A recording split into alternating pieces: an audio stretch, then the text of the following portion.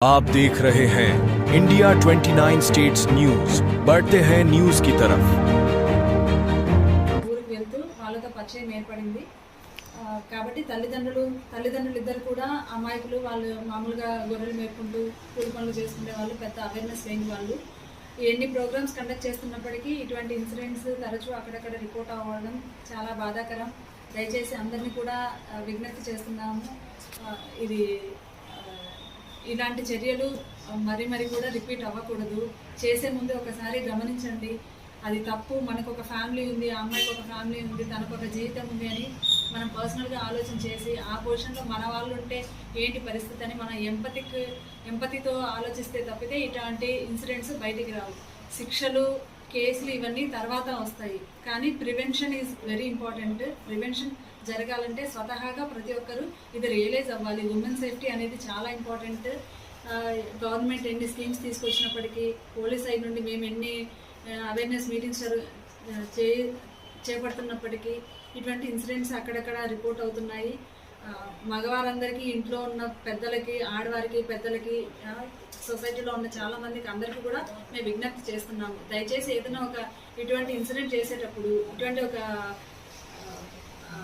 అఘాయిత్యం చేసే ముందు ఆలోచన చేయండి. ఆ అమ్మాయి ఎంత పెయిన్కి గురవుతుంది, ఆ ఫ్యామిలీ ఎంత సఫర్ అవుతుంది.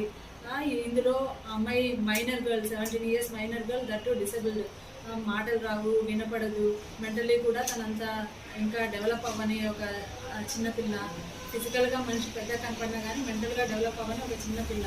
ఇతను ఇంకా ఎడ్యుకేటెడ్ అయ్యిండి, ఒక రెస్పెక్టబుల్ పొజిషన్లో ఉండి ఇలాంటి చర్యలు చేయడం చాలా బాధాకరం.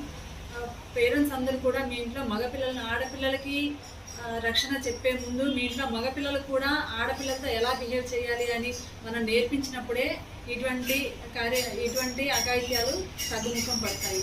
ఆడపిల్లలు మనం ఎంత ప్రొటెక్ట్ చేసినప్పటికీ కొన్ని కండిషన్స్లో ఆడపిల్లలు చేసే యాక్టివిటీస్ వల్ల ఇటువంటివి జరుగుతున్నాయని అక్కడక్కడ కొన్ని నెగిటివ్ స్టేట్మెంట్స్ మనం వింటూ ఉంటాం.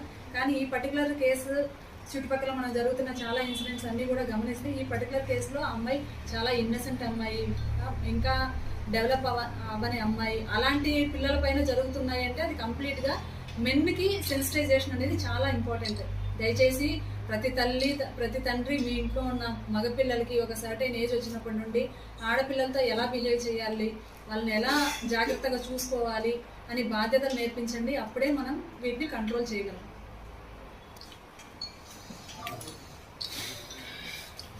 India 29 States News. Please support my channel, like, share and subscribe my channel.